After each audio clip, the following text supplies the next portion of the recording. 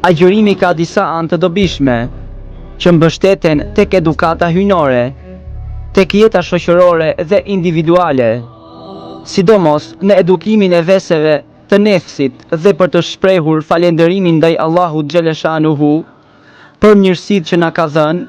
Muaji i Ramazanit është një vërejtje dhe paralajmërim nga pikpamja e edukatës hyjnore, sepse ka shumë dobi. Janë një nga këto: Allahu xhaleshanuhu i madhëruar faqen e tokës e ka krijuar në formën e një sofre tryeze me të gjitha llojet e mirësive dhe e ka shtruar përpara të gjithë popujve në një mënyrë të atill, nga nuk e kujton fare, nga s'të merr mendja, dhe në këtë mënyrë ai shfaq edukimin e gjithë mëshirshmërisë dhe plot mëshirshmërisë së vet.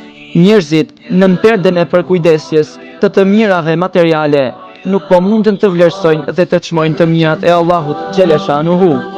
Allahu i madhëruar me urdhrin e agjërimit të Ramazanit i shtyn besimtarët të vihen në pozitën e një ushtrie, shunduesi i pafillimit dhe i pamërimit, duke dalur para mbretërisë. I fton besimtarët të marrin pjesë në një adhurim dhe festë të amshushme. Ata dalin dhe presin ftesën hyjnore të iftarit me fjalën e ezanit të akshamit, duke thënë Allahu Ekber, që shpirtërisht ka këtë kuptim: urdhëroni robërit e mi të nënshtruar. Nuk mund të merret me mend se sa çmenduri është të shpërblesh shërbëtorin për arsye se ka sjellur dhurata nga mbreti, duke mos vlerësuar atë që i ka dërguar dhe në mënyrë të pakujdesshme ti nënvlerësosh ato, kur dihet që ato dhurata kanë vlerë të jashtëzakonshme. Pra duhet pranuar se Allahu i madhëruar, përballë mirësive që ka ekspozuar në faqen e tokës, kërkon falënderime nga njerëzit. Shkaqet e dërgimit të mirësive nuk vlen për gjë tjetër, por më tepër ato janë si një shpërblyes. Ne veten e konsiderojmë mirënjohës ndaj tyre, duke i dhënë një vlerë apo çmim, më shumë se sa e kanë merituar, kurse bamirësi i vërtet, duke u nisur nga arsyeja e mirësive, meriton shumë më tepër falënderime. Pra, duhet ta falënderosh atë, duke i pranuar mirësitë drejtësisht, nga frymëzuesi i madhëruar, duke e ditur se kush është pronari i vërtet dhe të përcaktosh vlerën e tyre.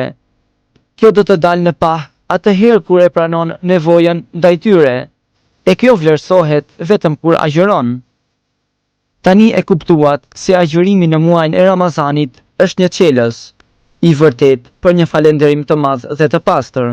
Në kohra të tjera, nga që nuk kanë qenë të detyruar, shumë njerëz nuk e kanë ndier dhimbjen e urisë dhe nuk kanë mundur të përcaktojnë dot vlerën reale të mirësive. Njeriu nuk mund të di vlerën e copës së bukës të thatë, sidomos pasanikët, të cilët e kanë mundësinë e vlerësimit vetëm gjatë muajit të Ramazanit. Kurse në pikpamjen e besimtarit, në kohën e iftarit, ajo bukë thatë, në dëshminë e shqisës së shijes, na tregon se është një mirësi e madhe.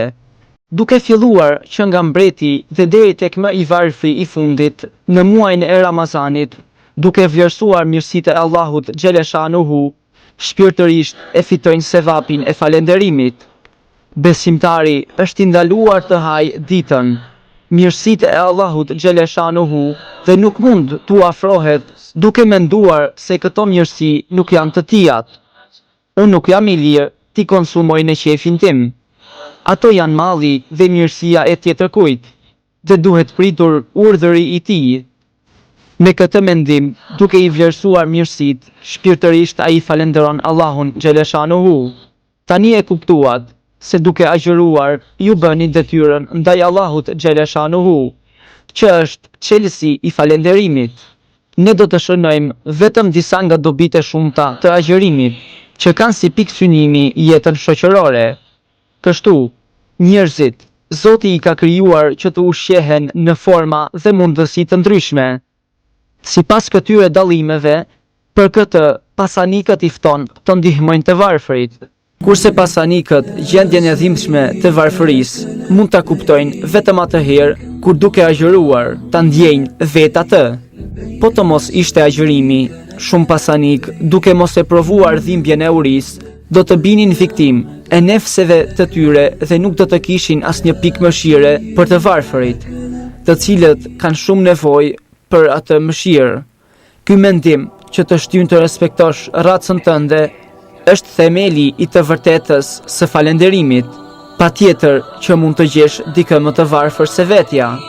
Sado i varfër që të jesh, po qëse nuk detyrohet të vuaj urinë, atëherë askush nuk mund të kryej detyrimin e mëshirës, që është i obliguar të bëjë mirë dhe të ndihmojë të varfërit siç e meritojnë, pa ndjerë dhimbjen e urisë. Edhe në qoftë se do të bëj mirë, e bën mangut, sepse nuk ka rënë në gjendjen e saj.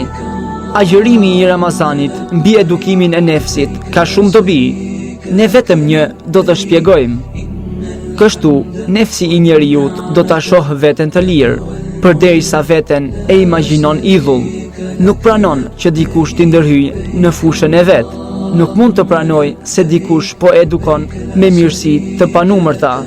Në veçanti, kush ka pasuri dhe pushtet të pakufizuar, dhe sidomos kur atë e ndihmon edhe pakujdesia, në këtë rast, mirësitë e Allahut xhaleshanuhu i gëlltit si kafsh dhe përfiton si i shfrenuar. E pese në muajin e Ramazanit, nefsi i secilit, nga më i pasuri deri tek më i varfëri, e kupton se askush nuk është Zot, sepse pronar është tjetër kush. Askush nuk është i lirë, por rob dhe e pranon se po nuk urdhëroj, ai edhe punët më të thjeshta dhe më të lehta nuk mund të realizohen. As dorën nuk mund ta zgjas pa lejen e tij. Prandaj, imagjinata e tij thyhet dhe idhulli i tij bien. Në këto rrethana i kushtohet adhurimit dhe fillon të bëj detyrën kryesore të falënderimit. Nefs, egoja, uni, dëshira që janë të karakterizuara vetëm për këtë botë. Prej shumicës së dobive, agjërimi është ndikimi në edukatën e nefsit, duke i përmirësuar ato. Njeriu të cilin po e përmendim më poshtë, i shërben braktisjes së punëve të liga dhe përmirësimit të sjelljeve të këqija. Nefsi i njeriut nga pakujdesia e harron vetveten, sepse mban dobësime, varfërinë e pafundme dhe pa aftësinë e panumërta. Ai nuk do që t'i shohë ato dhe të kuptoj se është një i varfër që mund të shkoj drejt zhdukjes. Ky është edhe thelbi i fatkeqësisë, sepse ai është një krijesë që është krijuar prej mishi dhe kocke, që do të prishet së shpejti dhe do të ndahet. Ai mendon se ka një trup prej çeliku, që kurrë nuk do të zhduket. Prandaj sulet prej interesave të kësaj bote, duke imagjinuar se nuk do të vdes, me një ambicie të tmerrshme dhe me një lidhje të fortë pas kësaj bote, bën çdo përpjekje. Tërhiqet pas çdo gjëje që është e shijshme dhe e vlefshme, duke e harruar krijuesin që e edukon me mëshirën e pasosur. Më në fund rrukullisen në moralin e keq, duke mos menduar për përfundimin e jetës, sepse edhe ai do të vdes një ditë dhe do të ikë në jetën e përjetshme. Agjërimi i Ramazanit u tregon dobësinë mosmirnjohësve, varfërinë dhe përkujdesjen e tyre. Për shkak të urisë, ata mendojnë stomakun dhe e pranojnë nevojën e tij. Me anë të urisë së agjërimit, njeriu e kupton se sa mashtrues është trupi i tij dhe e pranon se ka nevojë për mëshirën e Allahut xhaleshanuhu. Uria e shtyn të braktis idhujtarin e nefsit dhe të pranoj dobësinë e varfërinë e tij. Pikësynimi kryesor, agjërimi i Ramazanit drejt për së drejti e ka të thyej imagjinatën prej idhullit të nefsit dhe ta njohë dobësinë që të filloj të bëj adhurimin ndaj krijuesit të tij.